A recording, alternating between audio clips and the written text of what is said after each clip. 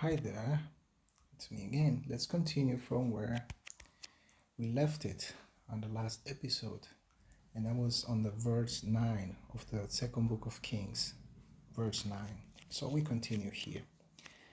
So the king the king knows who's this guy, Elisha, just by having his messengers describe the way he dresses. He knew immediately, oh, that is Elijah the Tishbite. On the verse 9 then says, Then the king sent unto him a captain of 50 with his 50. And he went up to him, and behold, he sat on the top of an hill. And he spake unto him, Thou man of God, the king had said, Come down. And Elisha answered and said to the captain of 50. You see that said, Do man of God, come down. It could be in a mockery way, right? It is possible that the messengers just said to him, Do man of God, in certain way that Elisha didn't really trust them when they said so. That's why he wants to prove that he is really a man of God. In the context of the story, of course, we don't know this as a fact, as a physical act, what's going to happen, but let's see. And behold, he sat on top of the hill, and he spake unto him, Do man of God, the king had said, Come down. And Elisha answered and said to the captain of 50, If I be a man of God, then let fire come down from heaven and consume thee and thy 50. Well, what you could expect here is that if they really meant what they say, when they say man of God, if they really meant that, after the things that have happened in the past with Elijah, he had he made war against the prophets of Baal before, and he killed over 400 prophets, if I'm not mistaken. So they should know by now who they are dealing with, right? But still they are not convinced. Apparently they are mocking him. Oh, do man of God, come down. And then Elisha says the words, If I be man of God, then let fire come down from heaven and consume thee and thy 50. And there came down fire of heaven from heaven and consumed him and his 50. Wow, that's a very strong statement, right? Elijah commands fire to come down from heaven and consumed the captain of the 50. Well, let's understand what's going on here. Let's understand that we are talking about the image of God, the concept of God that has to be replaced or utterly destroyed in order for the new concept to take root in our mind, in our subconscious mind. And that new concept is Elijah. My God is I am, right? That's what Elijah means. So we are dealing here with, always when we deal with, they call it demons in a biblical text, and people refer to as demons, and some people invoke demons. And actually, as I was doing some little research upon this subject, upon this chapter of the Bible, I wanted to know about Beelzebub. Who was Beelzebub? So I came across some videos, and people really believe that Beelzebub is a demon or the prince of demons, and they actually do rituals, blood rituals and many kind of rituals in order to please those demons or Beelzebub. And they even believe that Beelzebub is a demon that will help people heal disease, and that Beelzebub will help them acquire riches. There are many beliefs attached to Beelzebub. So those many, where we talk about, also there's a passage in the Bible where Jesus cast out some demons, and the response of the demon was, "We are legion," right? We saw also recently. I wish I could show you all those things, but that's gonna take time, and I think you're smart enough to find it by yourself. You can find it in the Bible, the side where Jesus cast out the demons, and the demons go into a pork, if I'm not mistaken, and then they respond. They say, "We are legion." So recently, there's a famous YouTuber called Mr. Beast, and there's one guy working with him who has joined the LGBTQ, etc. Movement. So he decided to change his gender. And usually, people who are in this situation, they feel that they are not in the right body, or they feel that they are like, they have like a some kind of disorder. They feel they have another personality inside.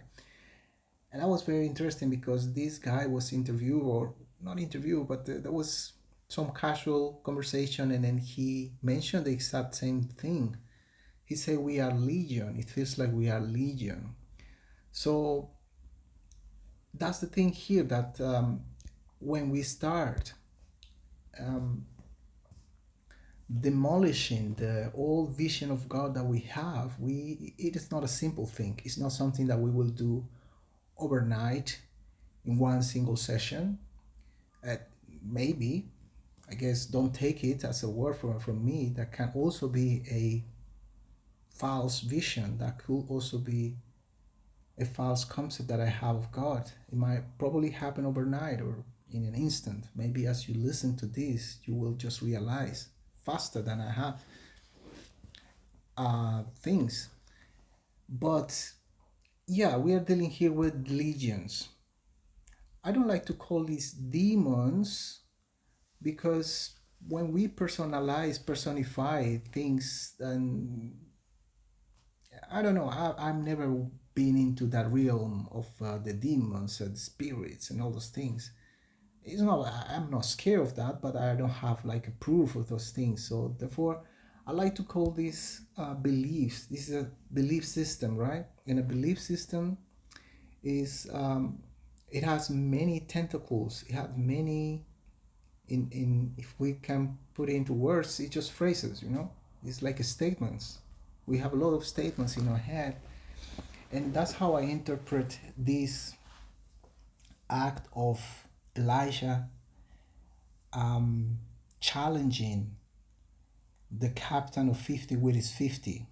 He's just challenging them. He's saying, "Hey, if I am man of God,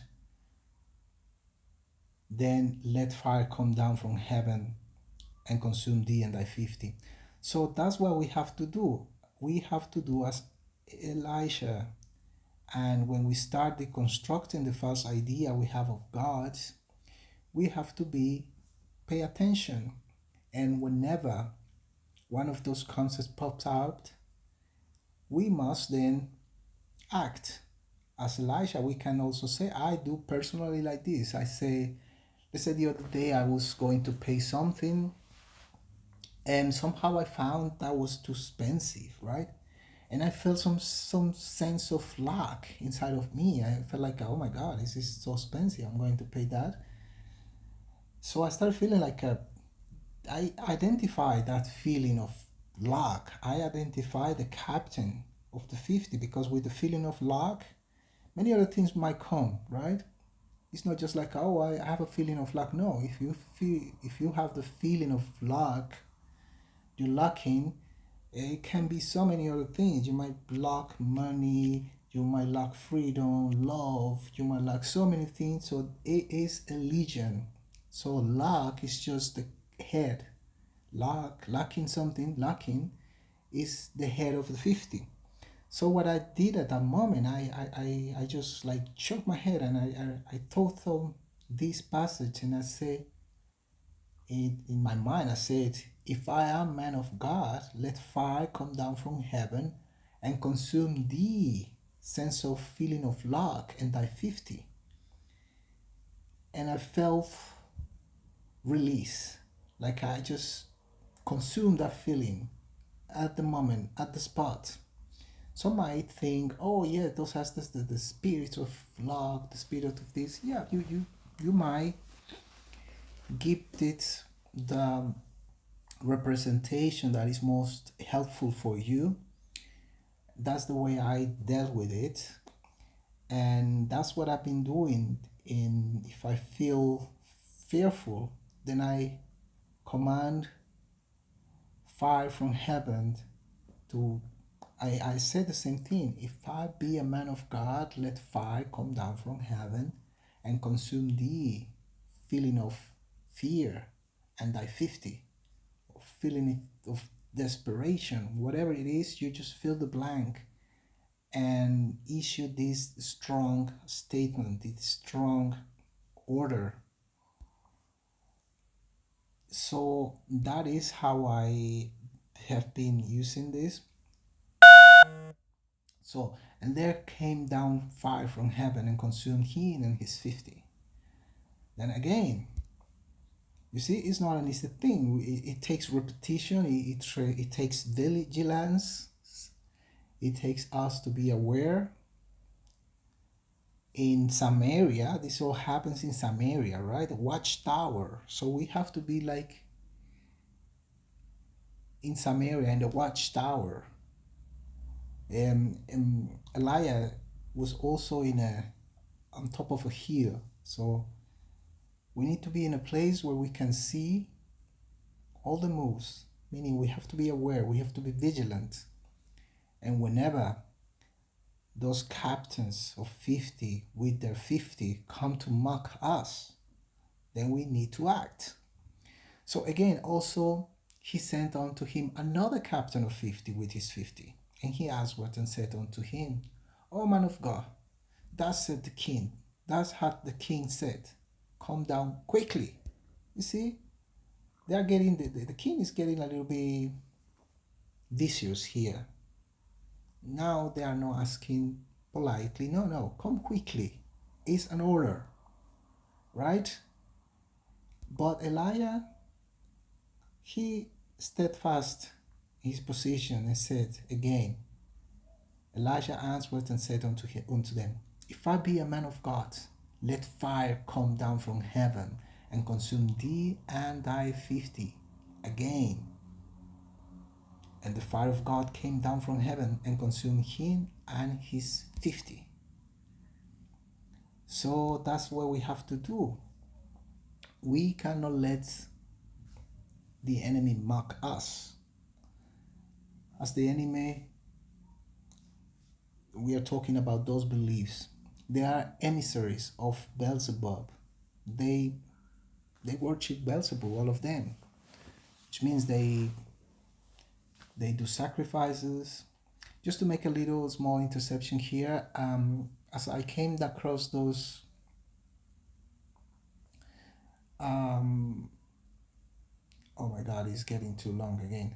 As I came across those videos related to what they spoke about Beelzebub, there was a guy telling something, some kind of ritual he did, and he said, oh yeah, you put a little blood, from your finger, like just a drop.